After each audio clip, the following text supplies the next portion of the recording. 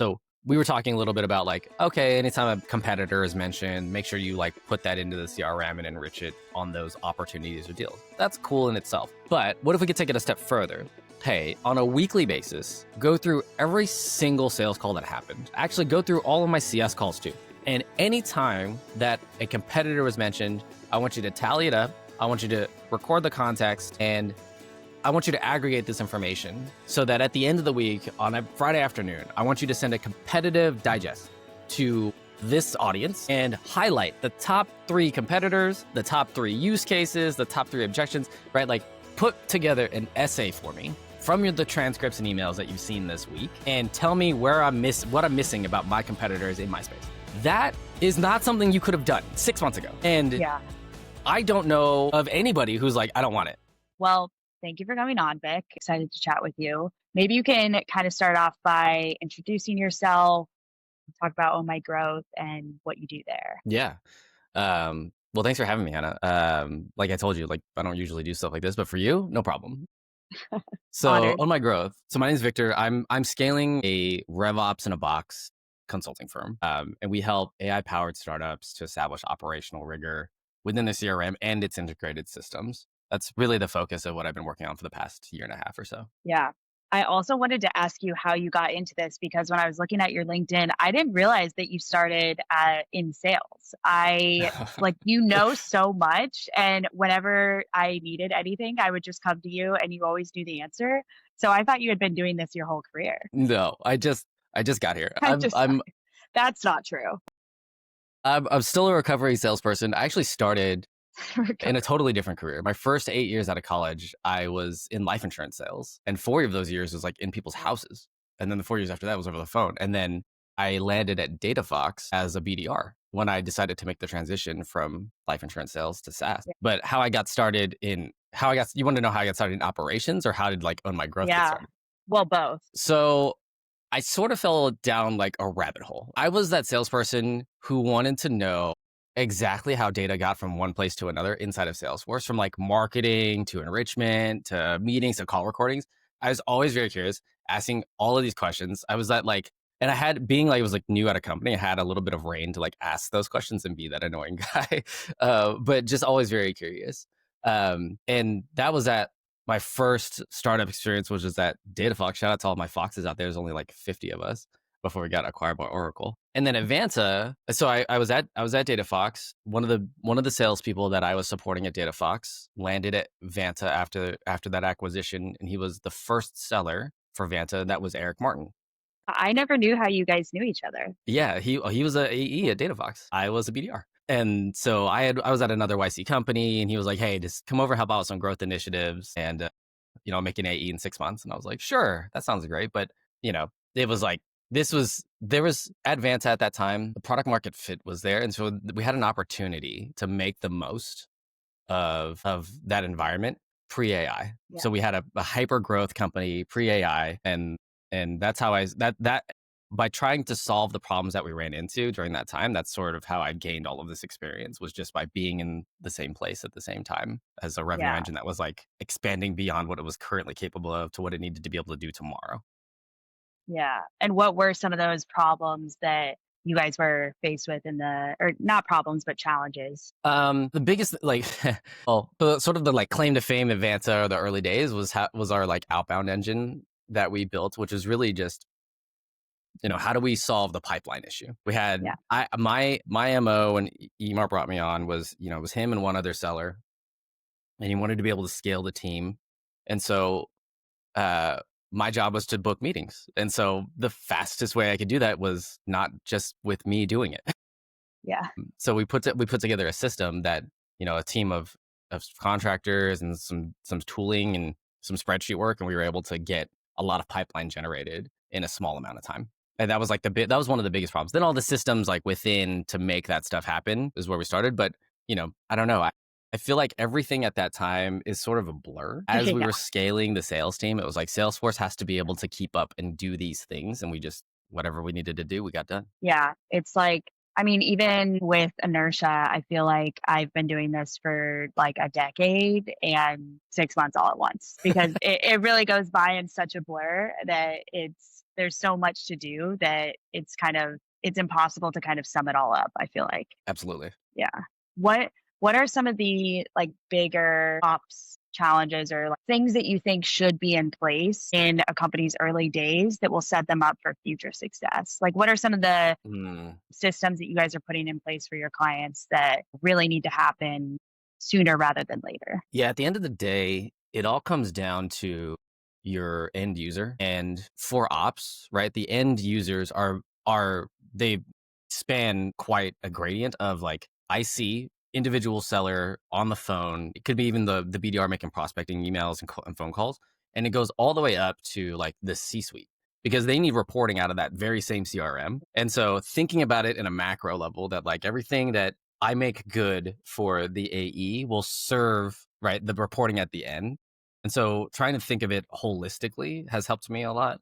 I think in for these early teams that are just getting funding or they're breaking out of their Series A and they're trying to scale up a sales team, the biggest thing is somebody internally needs to make a decision and pick what their sales methodology is going to look like. It could be loose and fast, but at least if you have something that you can report on and you can record, that gives you a starting place to then iterate from. And I see like early teams, they just without the systems in place to automatically capture some of this data, earlier teams can struggle with prioritization on like what data should I get from my salesperson? What should the pipeline review look like on a weekly basis, right? How should these forecasting calls go? Those sorts of things.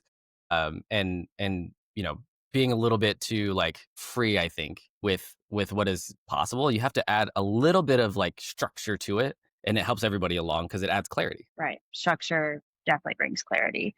What do you think is something that people kind of overlook in the earlier days of building out the right systems and operations in terms of like what is something that you've seen that you're like, oh, this bites everyone later? That's a tough call. It's every company is a little bit nuanced as to like what tribal Yeah. information survived and what like old school process still made it. I think that a very common one though is in your discovery. What are the like 3 to 5 key discovery fields that you just want to know? And usually it's like who's my competition, right? And like what is their current solution? Especially in like with these disruptive AI companies, they're really big on like you're replacing something, replacing a process, you're replacing another incumbent vendor, right? Gathering that information up front and then being able to report on that on the back end is super valuable, especially when you're iterating on your product and you're iterating within your team on the best way to deliver your value prop to your customers. Those Yeah. are two big things. I think one other thing too, especially in the beginning, is that like very key pivotal moment in the customer journey where you're handing off from sales to CS in most Yeah. cases or to some sort of account management team, some sort of onboarding process. And that like everything around the close of a sale, like from the last signature to the first intro to the CS, as far as like an actual live meeting is concerned, all of that has to be really, really good. And it's tough to want to focus there when you don't have everything in order on the sales and marketing front at the top of the funnel. But we all know that like retention is king, Yeah. right? I So think a lot of people forget about that. I think they're so focused, like you said, to okay, now we close this sale, we need to get to the next one. But I think like the operations and communication between sales and CS has to be really tight. Otherwise, you're going to miss a lot of aspects. You're going to miss context that's really relevant and being aligned on the goals of what your product is there to do for that team specifically. Yeah, yeah. And it's one of those things where in the beginning, when you're founder selling, I've got this value prop, I've got this thing I've built, it solves your problem and you get some goodwill and you get some customers and you bring them on and they're willing to put up with some things at the beginning. But once you start to gain yeah, traction and you really start to get momentum, right? And you start to scale that sales team, you want everything to be in order so that whenever those handoffs come through, they're very smooth every single time. But it's one of those things that like, who's going to worry about that? Your head of sales and your marketing person want conversion, right? Conversion. That's the focus at the top of the funnel. And in the pre-sales department. Once it's got to S2, marketing is like, not that you don't care, right? But like marketing's like lead called converted. out. No, I'm just kidding. No, but like, well, lead converted. Like, let's see what the op does later. But like, I've done my Yeah. job. right? Sales, it's on you. So then you kind of trust sales to do your job. And it's sort of the same thing when sales to CS, right? You get to down to the end of the sales process, and then it's like, I've done my job, and Yeah. like you give it to sales, or you give it to CS, but that account management function and that onboarding, all of that has to be like immaculate, if at all possible, for at least from a personal level. If, PLG stuff and product development, I get all those things, but at a personal level, one-to-one introduction, that's the difference maker nowadays. We'll get to all that, but Yeah. What are like some of the systems you've seen companies put in place or you've helped put in place that are between sales and customer success to help that onboarding function? yeah, that's a good question. I think it's more about the like standardization of what happens at the time of close, right? It Yeah. becomes a very predictable process for both the sellers internally and then also your CS team, so that they know exactly what the data looks like that they're going to be Right. getting. I think the keys are, though, like, number one, let's make it so that your newest client doesn't have to keep repeating themselves. Can we get context Yes. from the salesperson? That is everyone's biggest pet peeve when they've spent like 2 months talking to a sales rep and now they've got to repeat it all to their customer success manager. Yeah. So you asked, like, what are some systems and tools? Let's talk about process for a second, and then let's talk about like system and cutting edge things that can happen. So Yeah. process, right? Like, let's just get good at the things that I told you in my discovery. You wrote down somewhere inside of your CRM in a place that you can get Yeah. to your CS, your customer success person. And let's make that process predictable. Also, man, the quote to cash piece. Can somebody, right? Like, there's some really exciting AI powered stuff that's coming out with regard to your CPQ system and getting your invoices on time and all of that stuff. But that piece also is super annoying for customers when it's not right. And it can be annoying internally, right? Like, did we get the invoices sent out? Was there a follow up? Was there delinquencies? All of that has to be handled. Yeah. But really, There's a like, lot of money that could be lost there for sure. And if there it isn't could a good be, system. it's like from close one to that invoice has to get paid so you can feel good about the commission you paid out. Like, it's all Right. tied Yeah. together. But aside from the process of like, okay, let's get the mind share, let's get the data from like one department to the next department. The systems, that's the good stuff. So now you're in a place today with AI tooling, and it's like so easy that they've got, you could basically pick, I can start naming SaaS tools, but any tool that can access your transcripts, right? And use some sort of like prompting engine to then enrich your own Salesforce or HubSpot CRM with Right. first party data from your conversations should be used in basically every case, in my opinion. Like, I Yeah. don't see an org where we're recording sales calls that automatically getting information from those transcripts into those deals or opportunities is going to hurt anybody. It Right. only can be leveraged in a positive way, I think. Yeah. And that tooling specifically, that like have a robot read all of the conversations that I've had, both email and recorded calls, to summarize things, it seems to me like a pretty low hanging fruit for an org, Right. where it's like, give me like all of the use case summary with all the context and everything in this one nice long rich text field with emojis and bullet points, and like send that directly, slack that to the CS at close one. Yeah. I feel like the most sales teams are using a Gong, of course, have been using those for many years now. But really the next step is, okay, then what do you actually do with it? Because I feel like a lot of teams up until the last year or so have been, okay, well, it's there if we need to look back at it, or if we need to answer a question, we need to go review it again. But I would say there's not a lot of automation happening that's taking it to the next step of how do we actually use that and put it into Salesforce and take actionable steps based on that. Yeah. And that's where, right, like the way that I'm viewing the landscape at this point is, if we're all going to be sort of like AI powered, the real differentiator that sales teams are going to have is the sales people and how you handle the sales cycle, right? So if whatever team I'm working with can really latch on to the idea that we're going to execute better, and we're going to do that by applying operational rigor because we care about the metrics, we care about all this data, then we can better, like we can outlast the competition, do better than competition because we're more data oriented. We know more. And if we Yeah, can add like swag on top of that, then we can convert higher. fair enough. I feel like the other piece is like putting up all these systems and obviously taking it one step further of what do we actually do with this information. But that's a lot on like the kind of down the funnel. What about at the top of the funnel and more like intent and prioritizing leads? What are you doing there to kind of help companies be able to identify the right people faster and make sure that they're actually converting those visitors? Yeah.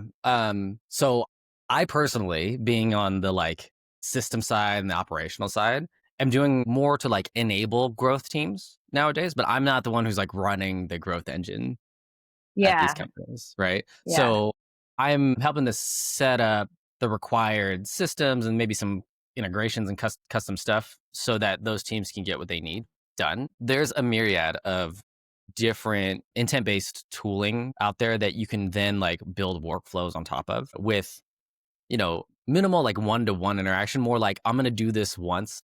I'm going to set this system up, and then every lead that matches this same criteria will follow through this like same workflow and get the same type of messaging, customized with AI. There's some really great tools out there that do this, and that's the kind of stuff that I think makes a difference nowadays. If you know that you've already got traffic, leverage the traffic that you're getting, right? Convert the traffic that you're getting with those high intent folks, and then find a way to like drive more traffic to your website via some sort of, more organic means than just SEO. Because SEO, which is Google's crushing SEO right changing now. now. Yeah. Yeah. Yeah. So it's like the strategies that worked for the last couple of years aren't going to work in the next couple of years. Yep. ChatGPT, everything. I mean, I don't ever go to Google anymore. First place I go is ChatGPT. Pretty much, because it'll give you like a thoughtful answer, not just an answer. Right. Right. Where Yeah. Google's like, I'll just list you what are most popular things on out there, right? And Yeah. and like ChatGPT's like, well, I know you, and I know in motion, and I know, right? Yeah. So, and I know inertia, so I think this one, right? But whatever, Yeah. because it's got some sort of context. Actually, today I was working on some copy for this email that I had to send, and I was asking it to help me write it. And it responded, "Do you want me to make it sound more Midwestern?" It knew that about me. And I was like, I am honored that it remembered that, first of all, that I am from the Midwest. And second of all, that like what that means and that it means warmer, friendlier. So I thought that was so funny. Did you It say is yes? like, yes, yeah, of course. I was like, absolutely. Let's put in some like oops and okie dokie, I love that. That's all the awesome. Midwesternism. But yeah, Yeah, it's like it's so much more convenient now because it's like someone they get you. They just know. It's pretty man. cool. You know what's funny is think back like to like 2019. I was writing an email response for Christina at Vanta, and I had to make it more Midwestern for her. And That's so funny. I ended up just using one of her words that she had sent in like another email to somebody else, and I was like, wowza. Very like Christina-ized. Anyway, we could say That's probably so take funny. that The one out. fact that we had to do that for so many years, like how were we doing this? We were just wasting an insane amount of time writing emails and things like that. I mean, well, I don't know. That it was work that had to be done, right? And now, like, you don't have to. Some of the work can be done by by Yeah, AI systems, and so you don't have to do some of that work. But it's that's true. sort of like this. It's sort of like it's like coloring with your kid. Like it's still like this is still enjoyable, right? Like Yeah, yeah, it still feels good to write the full email and write the whole thing out and all of those yeah, things, and then use it to bolster or to make polished. right. Yeah, I don't know. I'm trying to hang on. Trying to hang on. Gripping on for dear life. Yeah. Can't use it. I'm like just fighting using it all the time. Yeah, that's fair. I mean, yeah, there's a lot of pros and cons, and I'm sure that I actually listened to the Diary of a CEO podcast where he interviewed two well-known psychiatrists and doctors, and they were basically saying that the more we use AI, the more our brain is literally physically changing. It's pretty Mhm. interesting. So I think you have to be very mindful about how you use it for sure.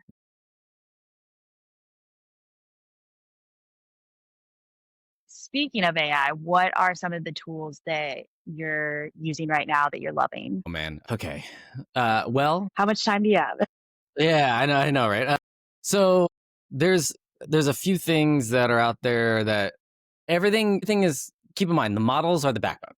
So whatever AI tooling that you're looking at, if it's got a good model as its backbone, it'll probably do the thing that you want. right? Yeah. And the models have gotten so much better in the last 18, 24 months, right? Yeah. Compared, like when I was leaving Vanta and we were implementing a BDR email writing tool and prospecting tool at the time, like that thing and what that thing was able to do 18 months ago compared to what some of the tooling is able to do now is just like far and away different, right? Yeah. Much, much better. But shout out to my very first client. Like one of the biggest tools that I've been able to use firsthand and also see a lot of success with at all kinds of different logos is Unify. And Unify it's like the dream of what I wish I would have had when I was in the early days of Vanta, because it's Yeah. exactly what we needed. You drive traffic to your website somehow. So figure that part out.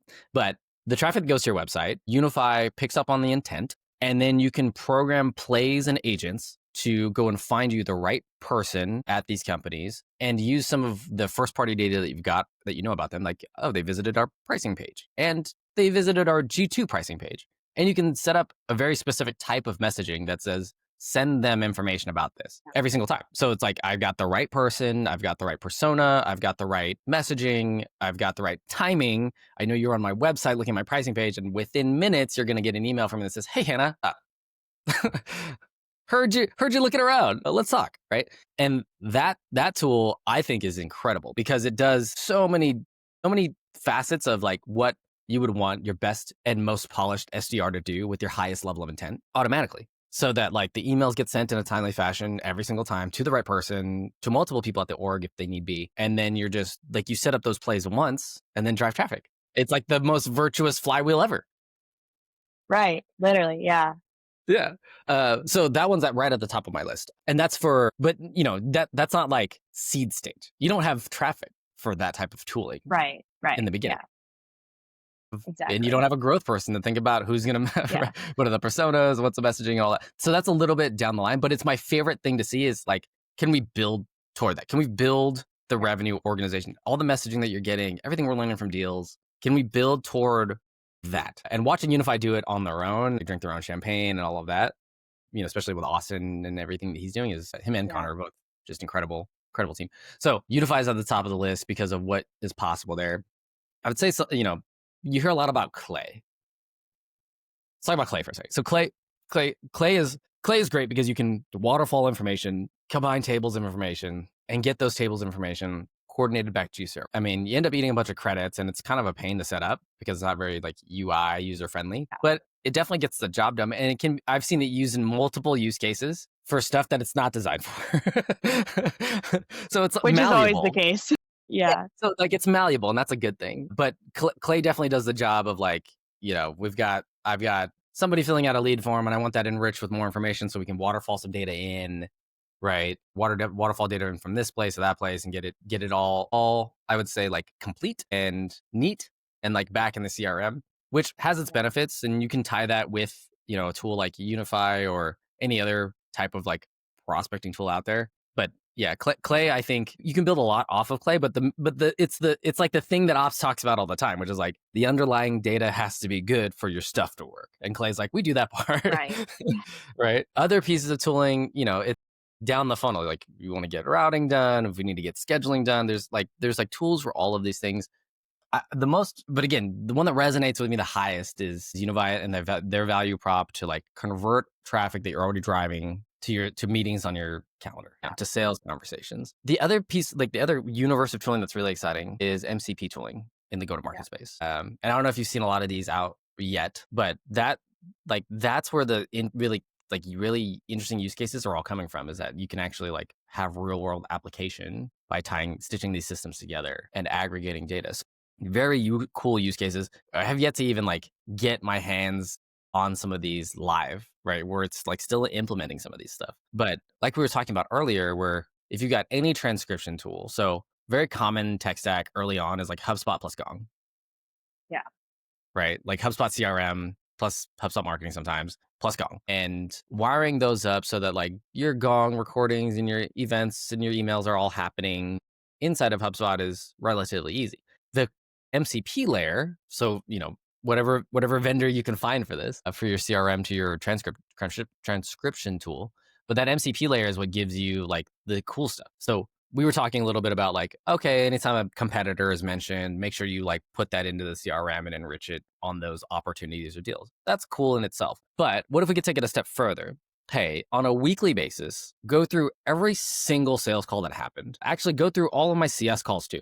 And anytime that a competitor was mentioned, I want you to tally it up. I want you to record the context, and I want you to aggregate this information so that at the end of the week on a Friday afternoon, I want you to send a competitive digest to this audience and highlight the top 3 competitors, the top 3 use cases, the top 3 objections, right? Like put together an essay for me from the transcripts and emails that you've seen this week and tell me what I'm missing about my competitors in my space. That is not something you could have done 6 months ago. And Yeah. I don't know of anybody who's like, I don't want it.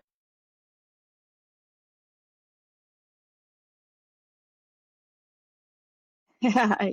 Right? Like you're telling me that you can literally put like, what's that little cricket's name from Pinocchio? Oh my God. Is that Is it Jiminy Cricket? is it Jiminy Cricket? Take Jiminy Cricket. I am not I'm not the Disney expert. Take Jiminy Cricket and put Jiminy the Ops Cricket on every single phone Yeah, call. that's great. And then Jiminy, at the end of the week, you come back to me and you just tell me what happened. Right.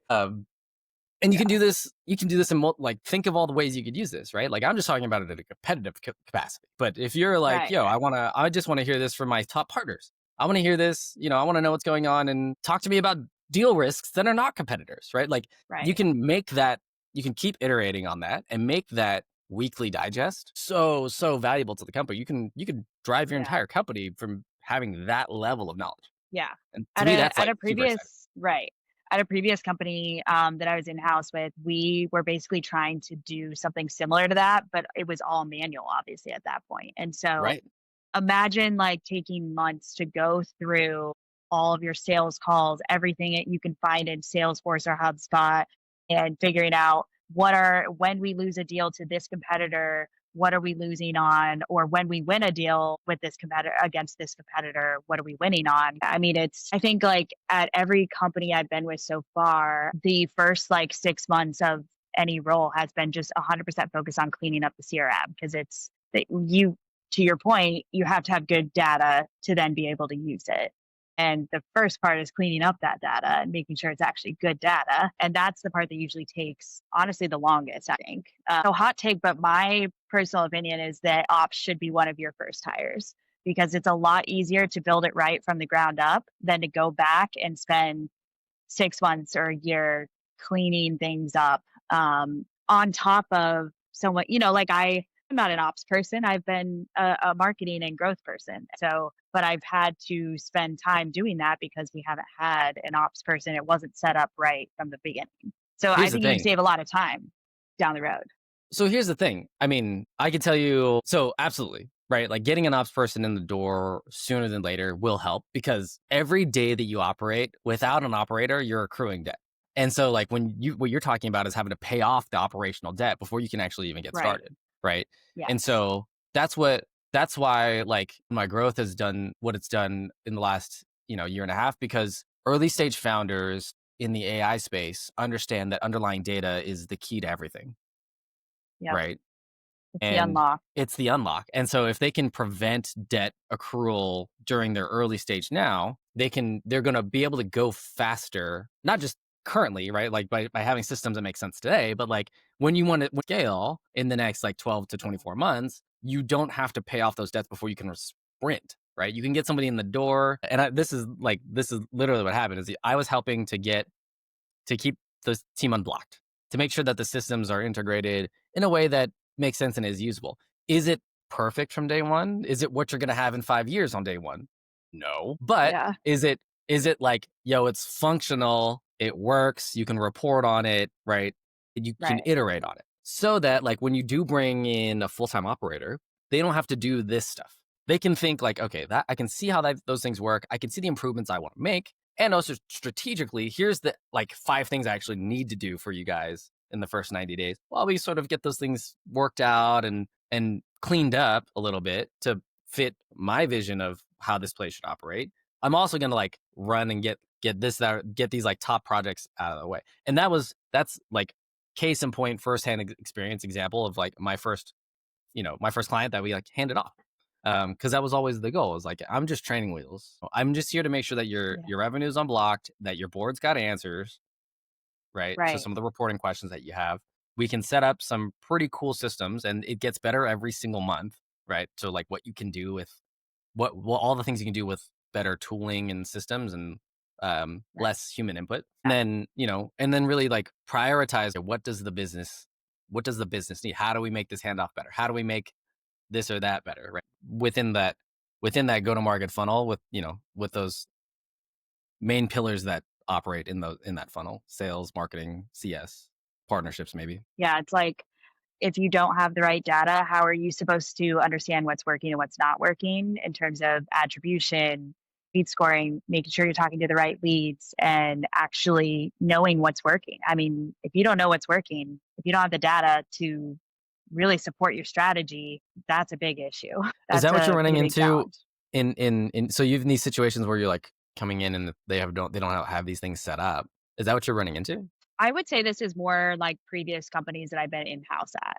Got it. Almost every tech company that I've worked at, I was surprised when I got in there and saw how much needed to be set up or cleaned up, which is why I think the earlier that you can set these basic, foundational things up and do it the right way from the beginning, it's a lot easier going forward. Because I Mhm. think like I've gotten to companies where we're like, we don't know where pipeline's coming from. We don't know what's working. We don't know what we have against our competitors. Like if there's so many unanswered questions, it all goes back to the data and making sure you have the right system set up to understand that data to then be able to put together a strategy. Really hard to go build a growth strategy when you don't have answers to certain questions. So I Absolutely. think that's the really hard part that I think a lot of you made a good distinction though. I think I completely agree with the fact that AI founders understand that data is king. That is the most important, arguably, piece of the puzzle when building a company. And I think a lot of other founders are starting to like figure that out. And especially as more tools become available and everything's kind of getting more to an even playing field now, which is interesting. But I think AI founders are still a little bit ahead of the curve of like understanding that truly data is king. Yeah, it is. The more that you can leverage the first party data that you have the privilege of having, right? The better, like that's the most valuable data you can get. You can't get call transcripts from your own company from anywhere else. You have to be able to get that internally, and you have to like that's the good stuff. Right. That's the like, Yeah. we have all these, we're hiring talent and we're training them and we're having customer conversations. Where are you going to learn that? It's in those conversations. And so if you can extract more and more out of that, you can be further and further ahead. Yeah. Okay. Last question, then we can wrap it up. What is your spiciest hot take on operations and scaling, implementing the right systems, all things ops? Spicy take, huh? Yeah. Let's see. Oh man. Okay. Yeah. So with the same spirit where like you need to get an operator, you need to have somebody who's thinking about systems and operations sooner than you think. I would say that my like spicy take is that whatever sales leadership you install, right? Whether it's, you're going to be founder led sales up until you hit 10 salespeople, or you're going to get a VP of sales right away, pick your sales methodology and just codify it into the system as soon as possible. Put guardrails on this stuff. Make your salespeople answer the questions or like set it up so that you can get the answers from your call recording, get it into your CRM. If companies took the time to make their pipeline review the most important meeting for the week, all other meetings I think would get much simpler. Yeah. That's my spicy take. Yeah. Is like if you could, you're holding accountability for marketing on conversion, sales on conversion, and then CS on immaculate onboarding. Those three things. It's like all the like, the finger you're pointing and the big questions and the Yeah. anxiety around stuff like starts to go away. If you can create that clarity, and I use that word a lot, but like create that harmony within the biggest pillars of your go-to-market function. It comes from discipline. We're all just made up of our habits, right? So the same thing with your Yeah. go-to-market org as an organic piece of your company. It's got to have good habits. You have to have operational rigor from like Where did my leads come from? What's the data that's being pushed in, right? But the sales methodology piece, I harp on this one because salespeople are the hardest. If you can convince them, if you can convince your sales leadership and your salespeople that like, no, we follow the playbook of just like getting the answers, getting the discovery done, making sure it's in the CRM. That way we can report out on it and have a conversation, or at least it's in there so that, the MCP tool can do the thinking for us and review the information. That I think clears up so much of like marketing being like, yeah, but is sales doing what they're supposed to do? And then, then CS has the same question. Yeah, but did sales do what they're supposed to do? Because is the data inside our CRM? Can I get it back out? Right. And like all of the pieces around getting that information into the CRM and out of the CRM mostly from your salespeople, but basically from the sales conversations. Like that's my spicy take. Make it I don't hard. know how spicy that is though. I completely agree. I mean, we've all been in so many pipeline meetings where it just becomes a cluster and everybody's kind of, making jabs at everyone because it all comes down to essentially a lot of these questions could be answered if you had the right data and the right systems in place. Here's the spicy part. The spicy part is that, I don't need that until I have 10 people. Why don't you start when you have 3? There. It's you and one other person. Hey, did you get the disco done? Right? Like it starts with like the first person. And then like the tribal, like the culture around answering the questions and getting discovery done is automatic because it's like every single pipeline review, they're asking me discovery questions about all of my deals. So I can't escape this. True. Right? So like, I don't know. There's a lot to be said about how you establish culture and, but especially with these AI companies now that are all in person, in a lot of them in San Francisco, some of them in New York, right? Like there's a lot of benefit to that I kind of miss from back in the day. Yeah, me too. Right? Yeah. But I think it's a little bit different because even back when I started, a handful of years ago at DataFox, everybody had specialized roles. And now like you can almost hire like, let me just hire the 3 smartest people I know. We all have AI. Yeah. True. Right. Like, I don't know, you handle marketing this week. We'll see how it goes. You can almost start like that. Right. Of like, I think that's how a lot of small startups are starting. It's just, you don't need someone necessarily to have, okay, this is the engineer, this is the marketer, this is the salesperson. I mean, it is a lot more collaborative and I'd say broad, in terms of not necessarily having only specialists, because it's a lot more effective and efficient, obviously, to have people that can do multiple things. And the only way they can really do that is through these AI tools. Yeah. Yeah. And the opportunity, right? Like let them try. Yeah. Right. Like there's a bit where I think anybody who's scaling anything is trying to get better at delegation. So they're not doing everything, especially when you have AI and you could do everything. But yeah, getting a little bit of like hands off the wheel, right? Like they're smart enough. Like that's and trusting them to get the thing done. Like that's the kind of feel good culture that like, I see it in these early stage startups with, new grads coming out and or like first time founding teams, right? Maybe they worked on a couple of projects, but like they're onto something. They got some product market fit. They've even got some funding behind them as a tailwind. And they're just, everybody in this newest generation of SaaS folks is just so excited because it absolutely feels like, and actually, it very much is a gold rush. Yeah, 100%. It's like the same, the 2025ers or the same other 49ers now rushing to San Francisco trying to mine as much as they can from the industry because but with Brock Purdy not being hurt, we'll say that caveat. I love Brock Purdy, as you know, because I went to Iowa State and so did he. So big bummer that he's injured right now. I mean, it was always next year. I've been saying that my whole life as an Iowa State fan. There's always next year. Oh man. So true. This is awesome, man. I should have you on a podcast. I want to know your opinions on these things too. Start a podcast. Okay, step one. Step one. I mean, anybody can do it nowadays. Yeah, this is great though. I feel like we got off script a little bit, but that's okay. That's totally fine. There is no scripts. Okay, last thing before we go. Where can people find you? The best place to find me is on LinkedIn. LinkedIn/in/Mr. Pipeline. You can find me on LinkedIn and we can connect there. I'm more than happy to like have a coffee or have a chat if folks have questions or they just want to get an idea of the best way to get through a problem or think about a solution, or if they just want some advice on some things, I'm happy to connect. Everybody in this industry has been so giving of their time, and I've learned so many things from so many people along the way that like I try to embody the same thing. Okay. And just keep passing it forward, you know? It's that Midwest spirit, even though you're not a Midwesterner. It must be contagious, I guess. Yes, exactly. And is your website ownmygrowth.com? Is that right? Ownmygrowth.co. There's no, Okay. yeah, the ownmygrowth.com person has a totally different thing going on. Don't go to that one then. Don't go to that one. Yeah.